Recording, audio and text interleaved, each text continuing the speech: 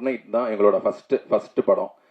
So good night வந்து start பண்ணும்போது நேற்றுக்கு நாங்கள் குட் நைட்டோட செகண்ட் இயர் மே 12 2023 வந்து குட் நைட் வந்து ஃபஸ்ட்டு ரிலீஸ் ஆச்சுது. ஸோ ஒரு 2 வருஷம் கழிச்சு அடுத்து ஒரு குட் நைட் எந்த அளவுக்கு சக்ஸஸோ அதை விட ஒரு 10 மடங்கு சக்ஸஸ் வந்து இந்த டூரிஸ்ட் ஃபேமிலி வந்து எங்களுக்கு கொடுத்துருக்குது. ஐம் தேங்க்ஃபுல் ஃபார் அபி. ரொம்ப ரொம்ப நன்றி அபி இந்த ஒரு படம் கொடுத்ததுக்காக. ஸோ குட் நைட்டுங்கிற ஒரு படத்துக்காக $1 மில்லியன் ஸ்டுடியோஸ் அப்படின்னு சொல்லிட்டு ஒரு கம்பெனியை வந்து யுவராஜ் வந்து ஸ்டார்ட் பண்ணாப்ல.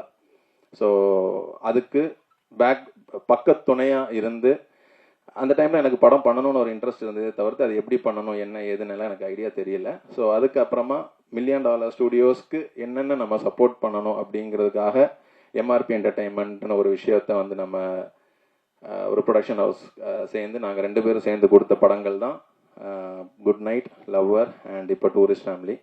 நம்ம திங் மியூசிக் சந்தோஷ் சார் சொன்ன மாதிரி என்றைக்குமே இந்த மாதிரி ஒரு சப்போர்ட் வந்து நீங்கள் வந்து கொடுக்கணும் அப்படின்னு கேட்டுக்கிட்டார். டெஃபினட்டாக அந்த சப்போர்ட் வந்து என்றைக்குமே இருக்கும், அது மாறாது. ஸோ நான் வந்து குட் நைட் டைமில் நான் வந்து சொல்லியிருந்தேன் $1 மில்லியன் அண்ட் எம்ஆர்பி கிட்டேருந்து என்ன கண்டென்ட் வந்தாலும் டெஃபினட்டாக அது நல்ல கண்டென்ட்டாக தான் இருக்கும் அப்படின்ட்டு. ஸோ அதே டெஃபினெட்லி தொடரும். $1 மில்லியன் கிட்டேருந்து என்ன கண்டென்ட் வந்தாலும் சரி, எம்ஆர்பி என்டர்டைன்மெண்ட் கிட்டேருந்து என்ன கண்டென்ட் வந்தாலும் சரி, டெஃபினட்டாக அந்த கண்டென்ட் வந்து நல்ல ஒரு படம், நல்ல ஒரு கண்டென்ட்டாக தான் இருக்கும் அப்படிங்கிறத நான் இன்னொரு வாட்டி நான் இங்கே உங்களுக்கு எல்லாருக்கும் நான் பதிவு பண்ண விரும்புகிறேன். ஸோ நெக்ஸ்ட்டு லைனப்பாக நிறைய மூவிஸ் எல்லாம் இருக்குது. ஸோ அதுக்கும் இதே சப்போர்ட், இதே விஷயங்கள் உங்கள் எல்லாருக்கிட்ட இருந்து கிடைக்கும் அப்படின்னு நான் நம்புகிறேன்.